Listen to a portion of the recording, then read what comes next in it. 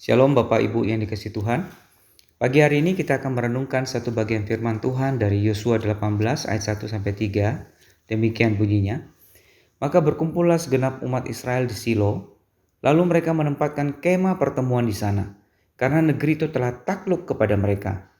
Pada waktu itu masih tinggal 7 suku di antara orang Israel yang belum mendapat bagian milik pusaka. Sebab itu berkatalah Yosua kepada orang Israel, berapa lama lagi kamu bermalas-malas, sehingga tidak pergi menduduki negeri yang telah diberikan kepadamu oleh Tuhan, Allah nenek moyangmu. Saudara, pernahkah saudara menghadapi situasi di mana saudara merasa sudah puas dengan keadaan yang ada, dan saudara tidak mau berusaha lebih baik lagi? Sebagai contoh, misalnya seorang siswa di sekolah, saat dia menghadapi sebuah ujian atau tes di sekolah, kemudian dia berpikir, yang penting saya bisa lulus, nilai pas-pasan gak apa-apa, ya. Lalu karena dia mempunyai pikiran seperti itu, dia pun belajar seadanya, karena yang penting bisa lulus, bukan? Mungkin dia sudah capek, sudah malas belajar terlalu serius. Nah, saudara, mungkin kita pun juga pernah menghadapi situasi yang seperti ini. Bangsa Israel dalam bagian ini juga menghadapi situasi yang serupa. Mereka tidak lagi berusaha untuk pergi menduduki tanah yang sudah diberikan Tuhan kepada mereka. Karena itu mereka ditegur oleh Yosua karena sikap mereka yang bermalas-malasan. Masalahnya, kemalasan ini bukan sekedar tidak mau mendapat nilai yang bagus dalam pelajaran misalnya. Tapi bangsa Israel secara sengaja mengabaikan perintah Tuhan kepada mereka untuk menduduki tanah yang sudah dijanjikan Tuhan kepada mereka. Nah, ketidaktaatan kepada Tuhan inilah yang menjadi masalah yang serius, sehingga Yosua menegur mereka dengan keras. Nah, pertanyaannya, mengapa bangsa Israel bersikap demikian? Karena pada saat itu sebagian tanah Kanaan sudah mereka taklukkan, dan sekarang mereka bisa tinggal dengan tenang di wilayah yang telah ditaklukkan itu. Dan juga bangsa-bangsa Kanaan yang ada di situ sekarang merasa gentar kepada mereka, sehingga mereka merasa tidak perlu khawatir dan tidak perlu berusaha lagi.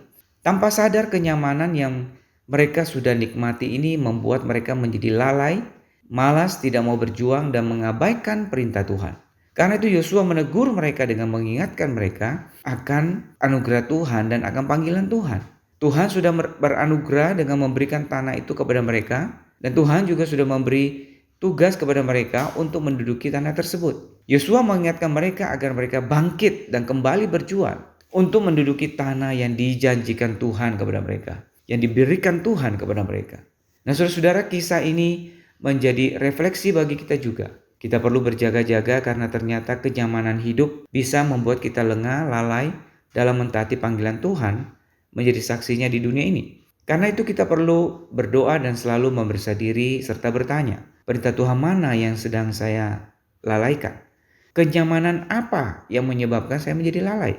Nah, sudahkah saya mengingat dan bersyukur atas setiap anugerah Tuhan yang sudah saya terima? Dan karena itu apa yang perlu saya lakukan untuk kembali mentaati perintah Tuhan? Saudara, hanya dengan selalu mengingat anugerah Tuhan dan kasih Tuhan yang besar dalam hidup kita yang akan menolong kita untuk bisa kembali mentaati panggilan Tuhan yang harus kita kerjakan. Hanya juga dengan bersandar pada kuasanya, maka kita juga akan dimampukan untuk menggenapi panggilan Tuhan di dalam hidup kita. Sehingga kita kembali boleh menjadi berkat yang memuliakan Tuhan dalam kesempatan hidup yang Tuhan masih berikan kepada kita.